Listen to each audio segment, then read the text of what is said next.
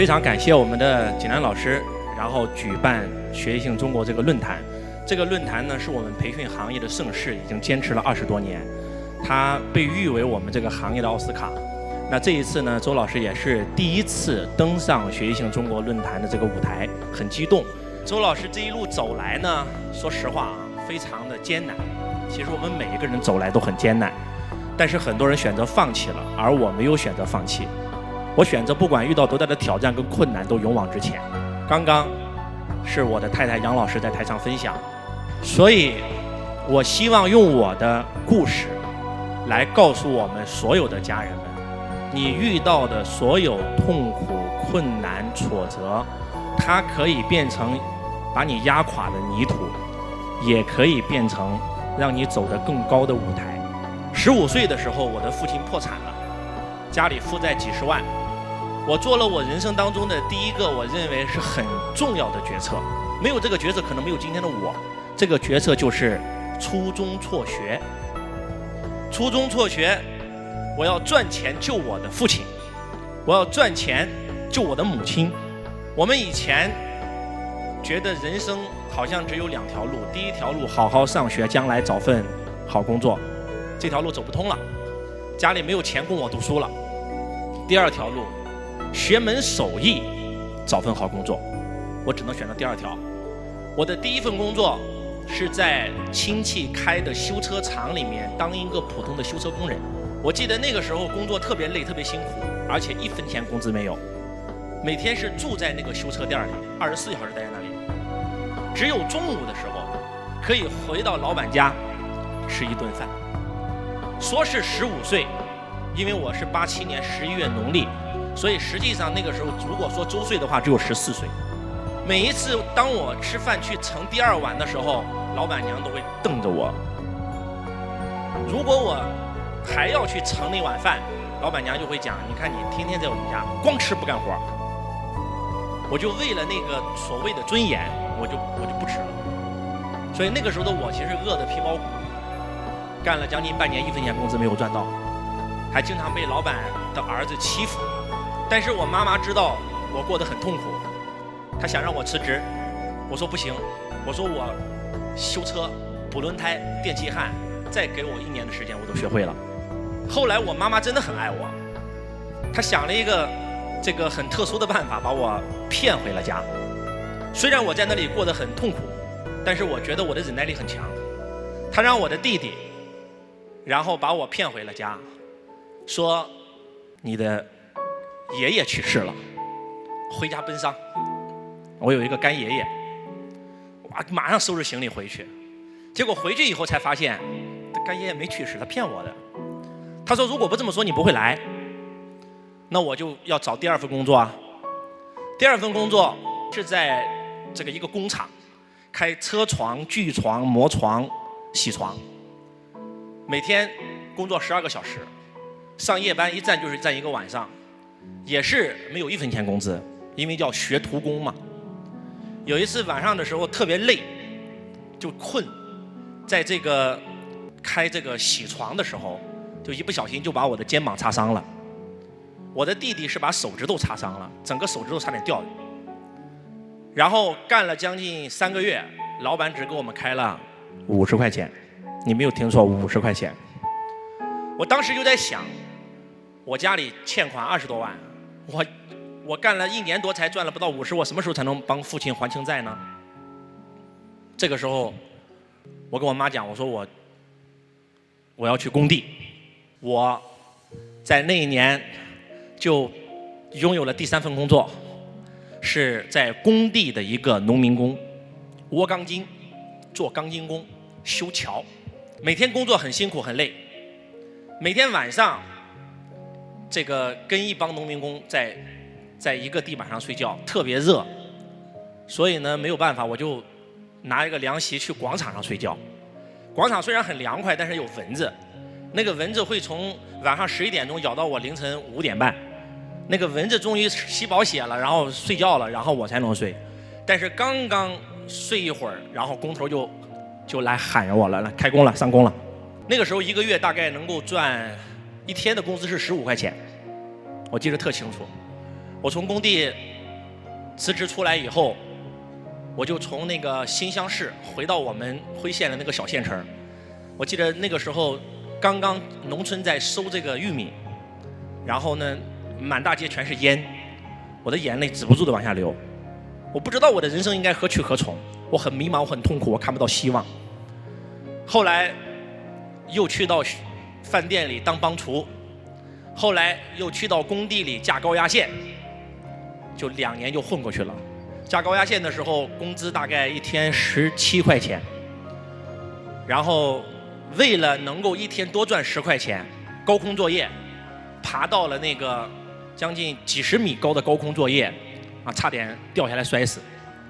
后来我一想，不行啊，我死了以后我妈怎么办呢？我不能去做高空作业，我宁可1天就拿着10几块钱吧。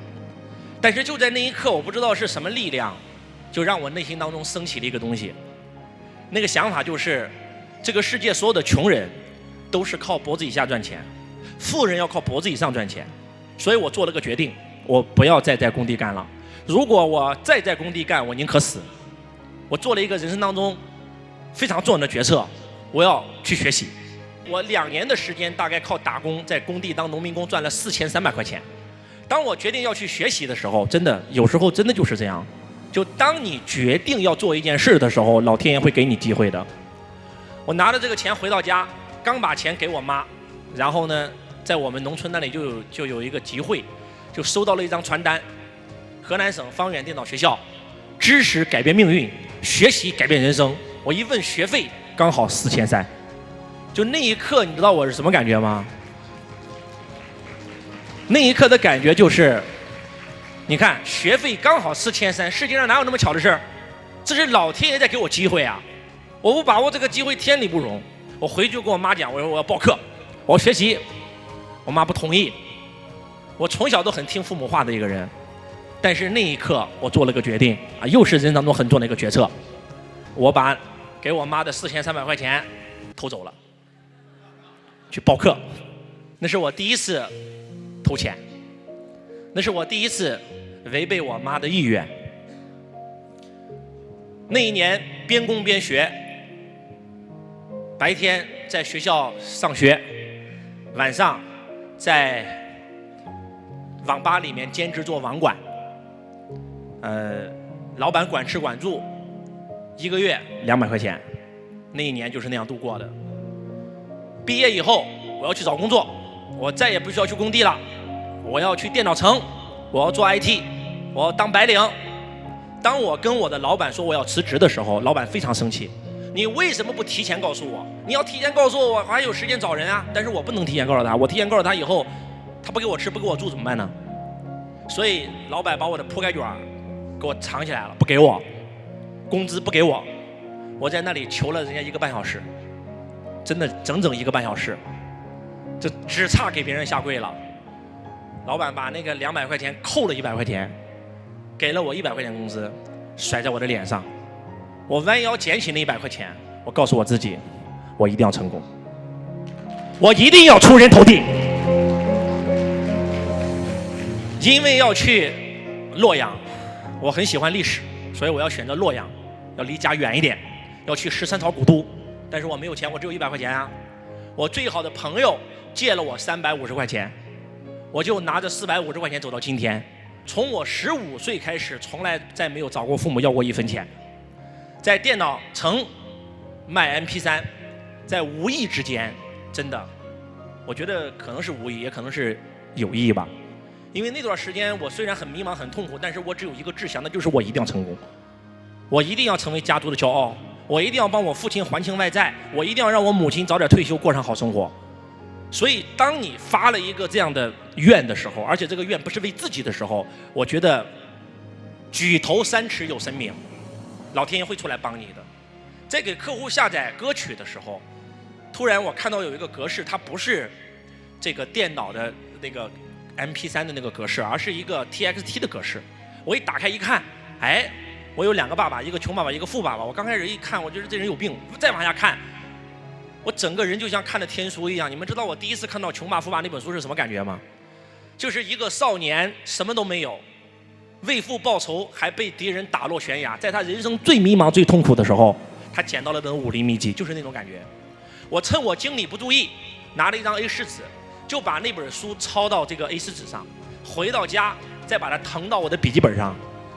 然后呢，那本书我反反复复应该是抄了8遍。在没有学习财商之前，我们只听过智商跟情商。什么是智商？智商让你聪明，不能让你富有；情商让你学会为钱工作，变成钱的奴隶。只有财商才能让你成为钱的主人。智商是教你做事的学问，情商是教你做人的学问，而财商是教你布局的学问。我把这个世界上的人分为3个境界，第一个叫优秀，第2个叫卓越，第3个叫辉煌。优秀的人，卓越的团队，辉煌的人生。什么叫优秀？优秀就是你人生有做不完的事儿，你在做事的维次，你再怎么累，你再怎么辛苦，你也赚不到大钱。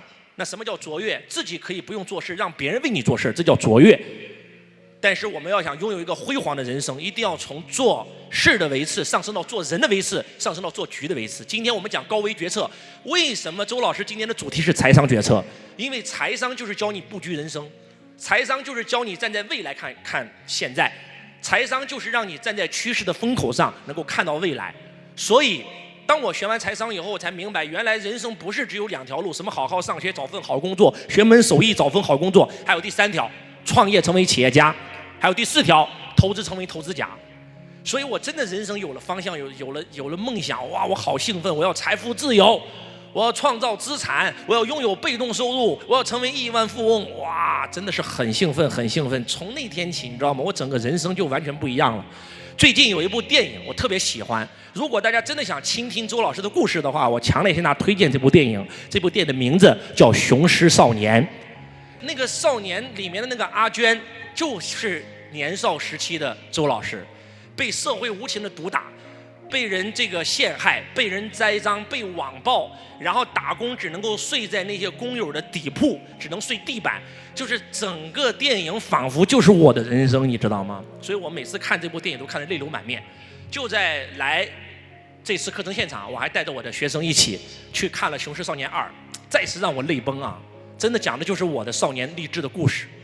所以当我就像那个阿娟一样，她是一个在广东的小镇青年，父母在外打工，然后呢学习成绩又不好，又辍学了，一无所有，人生迷茫痛苦，没有方向。突然有一天，她看到了醒狮这个运动，她升起了梦想，她要去做这个，她要去醒狮。当她找到了她的师傅拜师的时候，她整个人生有光了。她的朋友阿猫和阿狗也是一样。就为什么这个导演把这个主人公的名字叫阿娟，明明是个男孩，很阳刚，叫阿娟，他的朋友叫阿猫跟阿狗。我看完这个电影以后，我觉得这个导演良苦用心，那就是他想告诉你，阿猫阿狗都可以成功，我们也可以成功。虽然阿娟以前是一个很懦弱的人，但是当他有了梦想以后，他就变得坚强又坚强。他遇到醒狮，就像我遇到财商《富爸穷爸》那本书一样。后来我就告诉我自己，我要去郑州，我要去深圳，我要去北京，我一定要走出去，走出去才有未来。哎，真的有时候真的就是当你升起一个愿的时候，那个机会才有可能来临。意识创造一切，相信的力量，先相信后拥有。郑州的一个老板就把我从洛阳挖到了郑州做渠道。所以17岁的周老师掂着公文包，穿着西服，打着领带，全中国各地出差跑业务。然后有一次呢，我们接待了一个客户，这个客户呢是我的老板欠别人钱不还，就忽悠我们，让我们请他吃饭，给他灌醉了，然后给他送上飞机。我的所有的同事都在劝醉的时候，只有我在想，他比我老板有钱，我老板才几百万，他有几千万，而且人家在深圳，人家是广东人，他为什么能成功呢？然后在喝酒的时候，我就问他，我说李总，您为什么能成功，白手起家？据我所知，您小学都没有毕业，为什么您能成为千万富翁？啊，当时他也喝多了，他说小周，我告诉你，我在北大清华上了3年。我一听，我说你不是小学没毕业吗？怎么能考上北大清华呢？他说我去蹭课。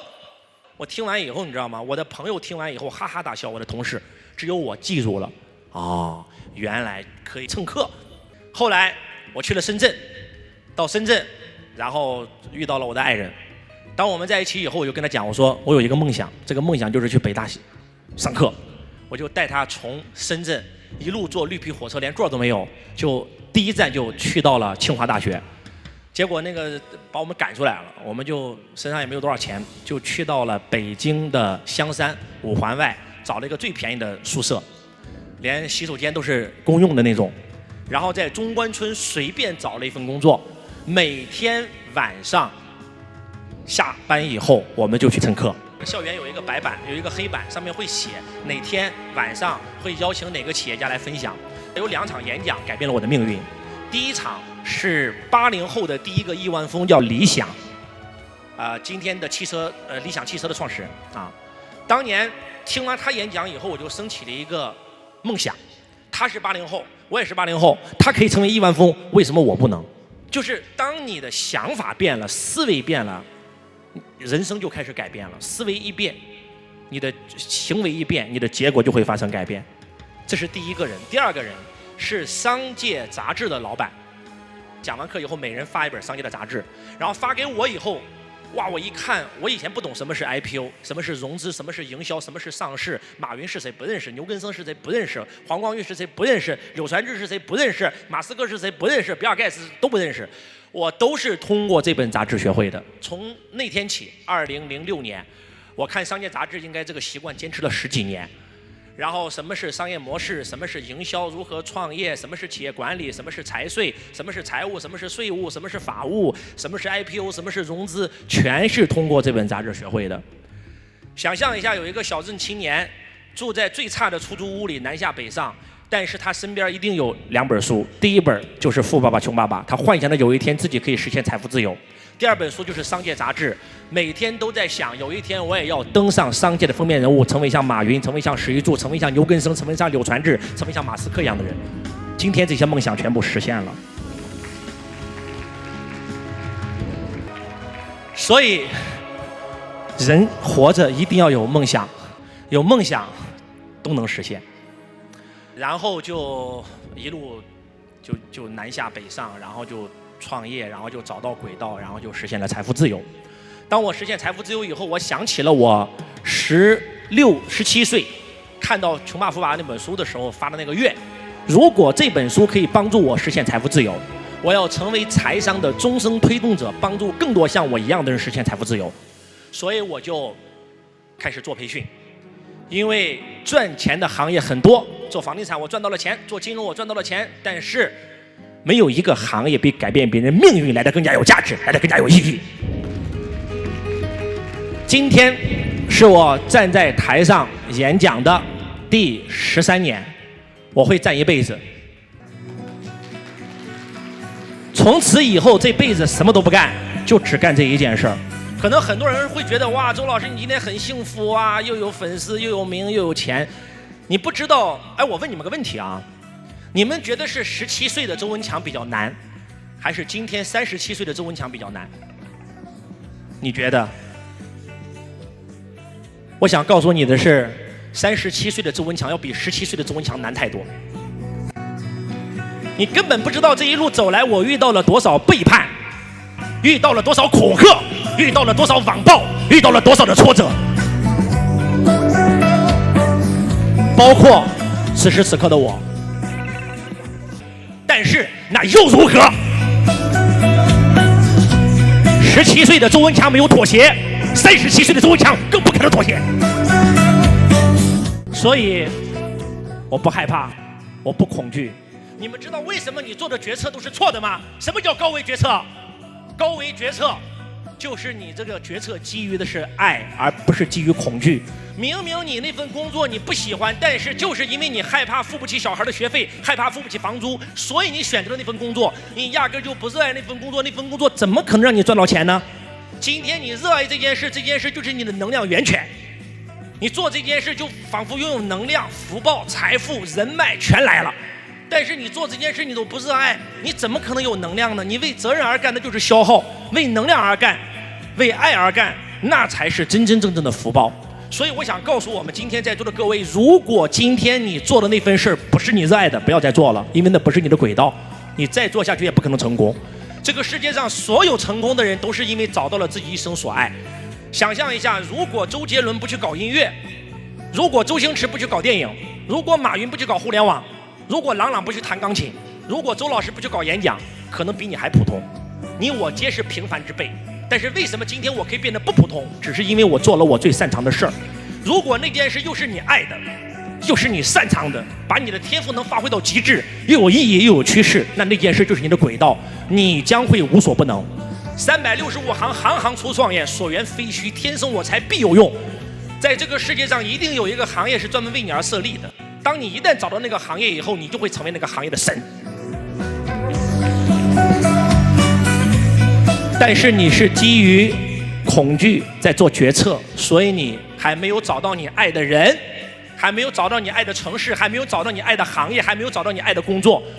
而当你基于爱来做决策的时候，你才有可能找到你真正的轨道。我觉得这个很重要。这一路走来，我就在跟着爱，跟着感觉走，跟着感觉走，一切全都有；不跟感觉走，要啥啥没有。所以，不管此时此刻的你正在经历什么，周老师想告诉你们，那些都不重要，那些都是让你变得更强大的工具而已。48岁的刘邦一事无成，他只是个4岁亭长。结果48岁因为送逃犯，逃犯跑了，他变成朝廷逃犯了。来，本来一事无成，现在还变成逃犯了，你告诉我他惨不惨？他惨吗？48岁的刘邦变成朝廷逃犯，7年以后他建立西汉王朝。28岁的刘秀一事无成，非常惨，分封制分到他那儿，他已经变成种地的了，只能给地主家放牛。结果去长安考试，因为他是刘氏宗亲，王莽把他的名字划掉了，考试失败，回到家，结果他哥造反了，他变成朝廷逃犯。来，你告诉我惨不惨？高考失利，这个家道中落，结果一夜之间从长安回来以后变成逃犯了，太惨了。但是3年以后，他变成了东汉的开国皇帝。3年，他只用了3年的时间。来，25岁的朱元璋惨不惨？从小一出生，这父母死了，一会儿哥哥死了，一会儿姐姐死了，一会儿兄弟姐妹全死了，只能出家当和尚。结果寺院都经营不下去了，给他赶出去当乞丐。当乞丐还不够惨，你知道吗？真的还不够惨。然后突然收到他同学的一封来信，叫汤和。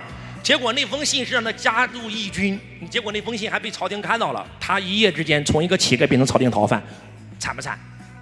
太惨了。但是惨到底了，他的人生开始逆袭了。3年，他只用了3年成为吴王，他只用了7年建立大明王朝。